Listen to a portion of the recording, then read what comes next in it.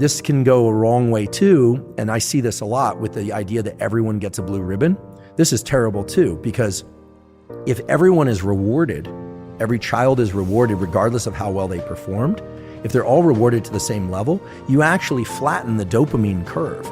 And so in that sense, yes, everyone might feel, celebrated, but you actually are lowering motivation for the given activity.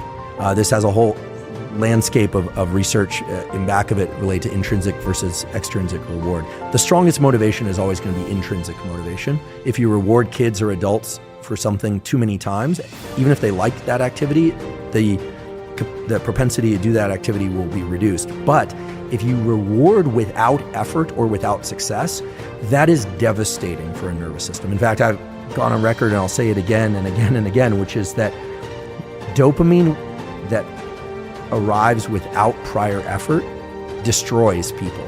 This is drugs. This is things like cocaine and amphetamine. It's high levels of dopamine with no effort. Okay, they had to buy it, they had to find it, they did whatever it. But there's no physical effort or mental effort involved in getting the dopamine peak. This is why hard work followed by reward, great. Working hard on a relationship and then it gets better, there's a breakthrough, whatever it is. That is powerfully positive. Dopamine that just arrives because you say, oh, you're here, so you get reward, terrible. And this is why rewarding every little positive thing that a child does with, their favorite thing eventually diminishes the value of that thing and diminishes their ability to get motivated on their own. It's a very, very powerful system. One has to be very, very careful how one leverages it. It actually can be quite useful to take some time and space away from social media, certainly from any addictive drugs, that's the treatment for addiction, and restore those dopamine levels to baseline. Dopamine, if you drive those dopaminergic states too long, addictive drugs, etc., people can do this with sex, food, drugs, gambling, social media, all sorts of things. Pornography, what ends up happening is the amount of dopamine that's released over time goes down and down and down and down and pretty much is traversing into the territory of pain. And then people, again, are back to this thing where, they're scrolling internet porn 8, 9, 10 times or hours a day, and then they're wondering why this isn't effective for them anymore, whereas it was before.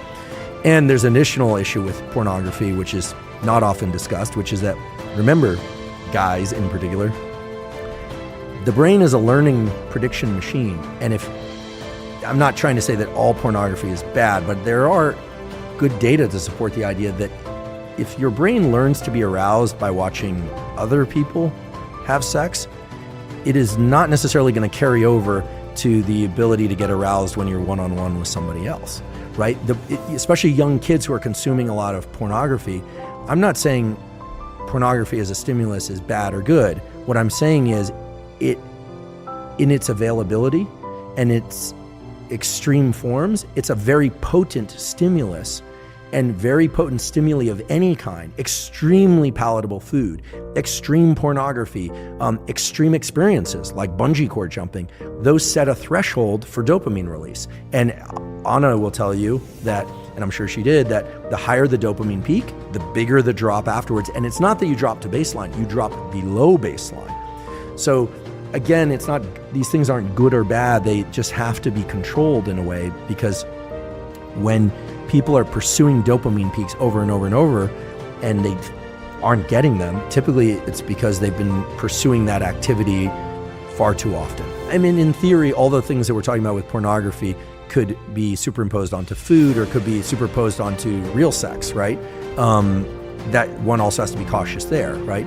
But the cycling back and forth between dopamine and low dopamine states, dopamine fasting as it were, but maybe just low dopamine states. These are natural rhythms that exist in the nervous system. We have to remember what the dopaminergic system is there for.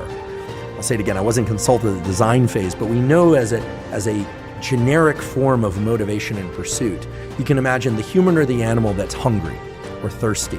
It needs energy to go pursue the thing. So the idea that you have to eat in order to get energy, that's true, but you need energy in order to get the thing to eat. So our nervous system has energy also, that's dopamine and epinephrine.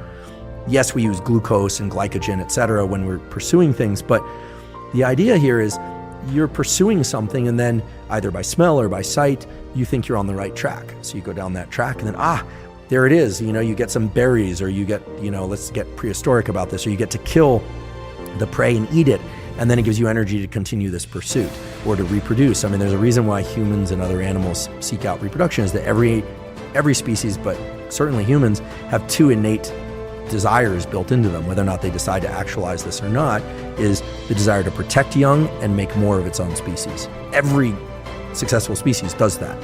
Even if people don't have children, in general, people care about children because of what they represent. Very few people dislike children. I mean, there are a few mutants out there that dislike children, but you always worry about those kinds of people. You just set some milestone. And the key thing here is that, and this is the beauty of the dopamine system, just like the stress system is generic, the fear system is generic. It's designed for a bunch of different scenarios. The motivation system is also generic. It can be to achieve the next lamppost as a milestone, or it can be 5 miles as the next milestone. You get to control that. And so it's completely arbitrary, right? I mean, one of the most brilliant things that was ever said to me by an extremely skilled psychoanalyst is so simple, and yet I do think it's the most fundamental thing to understanding oneself, is that it's all internal, right? If you finish a marathon in first place, no one comes along and drips dopamine in your ear. You self-generate that. It's all internal. It's all about your internal representation. Now, that doesn't mean that there aren't good and bad events in life, but the fact of the matter is that if you set the next milestone as just outside the distance of what you're comfortable with, and you make it there, if you allow yourself a moment to register that win, you get energy to then set the next milestone and achieve it. That energy is dopamine converted into epinephrine, into adrenaline. And this is why you hear these incredible, heroic, the desire to continue living is a powerful force in of itself.